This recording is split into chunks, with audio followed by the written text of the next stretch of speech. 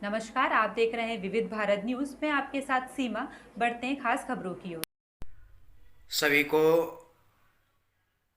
मैं देव मुरारी बापू जय श्री राम बोलता हूँ।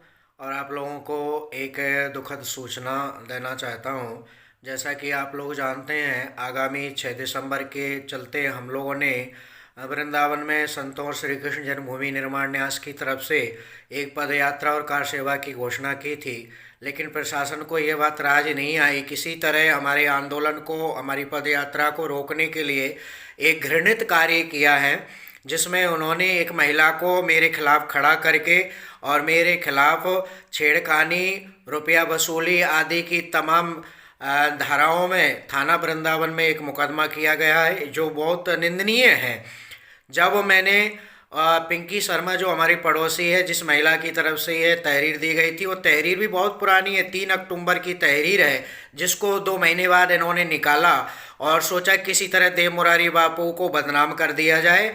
और मेरे खिलाफ कल रात्रि यानी 29 नवंबर को एक गंभीर धाराओं में मुकदमा किया, जिसमें 8 धाराएं लगाई गई हैं। जब मैंने पिंकी शर्मा से बात किया तो उन्होंने कहा कि मैंने ऐसा कुछ आपके खिलाफ नहीं दिया और ना ही कोई आपके खिलाफ कार्रवाई करने की मांग की है।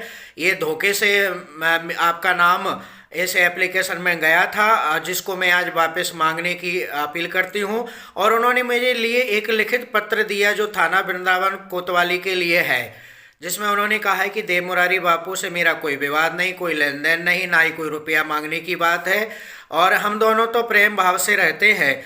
और इस तरह की जो कार्रवाई हुई है, मैं ये मांग करती हूँ कि मेरे देव मुरारी बापू कोई झगड़ा नहीं है, इसलिए उनका एफआईआर से नाम हटा दिया जाए। जब यह बात थाना कोतवाली वृंदावन और सीओ वृंदावन को मालूम चली, तो दौड़े दौड़े पिंकी शर्मा के पास गए और जाकर के डराया, धमकाया और कहा कि अगर आप इस तरह से लिख के देंगी तो आपके खिलाफ मुकदमा जा सकता है। 1 घंटे तक उनको धमकाया। धमकाने के बाद कहा कि कोई बात नहीं, आपने लिख के दे दिया है तो दोबारा थाने में ऐसा लिख करके दे दो कि देव मुरारी बापू ने आकर मुझे धमकाया था और मैंने इसलिए ऐसा लिख दिया था।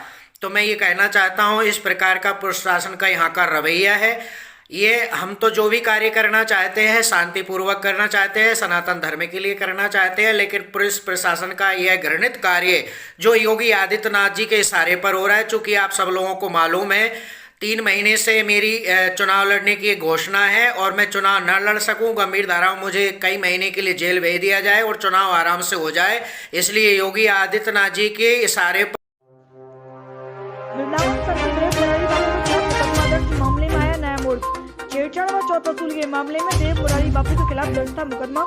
देव मुरारी बापू ने दी आत्महत्या करने की धमकी। संत देव मुरारी बापू को पुलिस ने लिया हिरासत में। धमकी के बाद पुलिस आई एक्शन में। देव मुरारी के घर पहुंचे सीओ सदर सहित पुलिस बल। पुलिस को देख खुद को कमरे में बंद कर लिया देव मुरारी बापू ने। काफी प्रयासों के बाद कमरे से बाहर निकले देव मुरारी।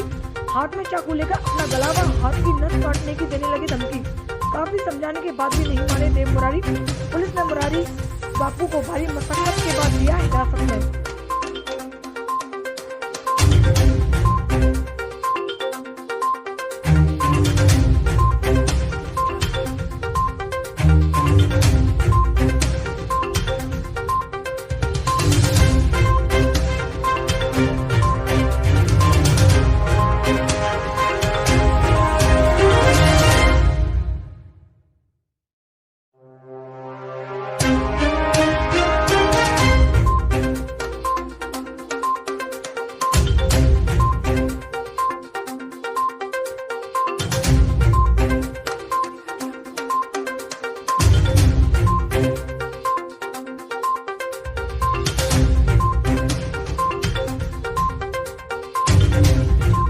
को अरेस्ट किया गया किस तरीके से?